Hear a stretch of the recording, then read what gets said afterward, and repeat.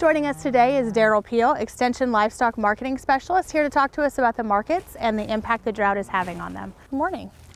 Good morning. So, drought conditions have advanced across nearly all of Oklahoma. What impact is this having on cattle markets? Oklahoma is like 96% covered in drought right now. So the immediate impact, of course, is on our wheat pasture. It's the time of year we got a lot of cattle out on wheat. I've talked to a number of producers recently. The wheat pasture is dwindling fast. Most producers are feeding hay, trying to extend what pasture they have. Some of the cattle I know have already been removed and had to go to town. So that's what we're dealing with here in the short run at this point in time. Okay, so what can we expect in these upcoming months? Well, as we go forward, if it stays like this or continues to get worse, then we're going to have a lot of impacts in a couple of months. Once we get to springtime, so 2 months from now, from that point on, we could see a lot of impacts, not only in Oklahoma, but obviously much of the country right now is in serious drought. About 70% of the U.S. is abnormally dry or in some stage of drought. So we could see a lot of impacts, not only on the individual producers who are impacted, but also market impacts, because we could start to see a lot of forced liquidation of cattle, and that would lead to a lot of market impacts. Could be cows, it could be feeder cattle.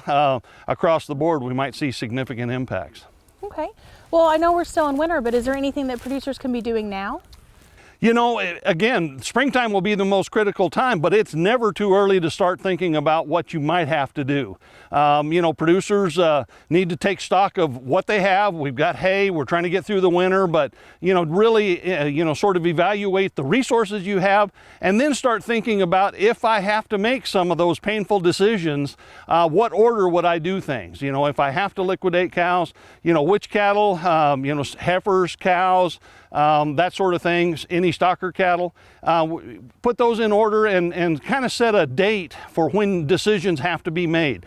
Droughts are very emotional things, obviously, because it forces us to do things we really don't want to have to do. So it's very important to sort of have a plan to guide you and sort of keep you making decisions when they need to be made and not get caught up in the emotional response.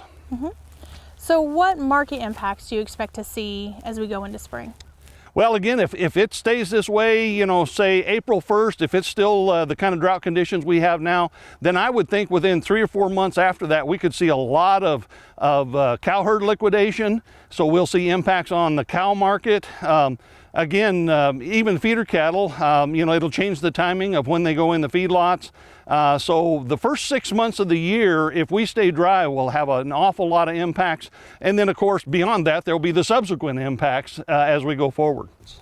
Okay, well, that's a lot of information. Thank you very much. We'll keep our eye on the markets and see what happens. Thank you very much, Dr. Peel.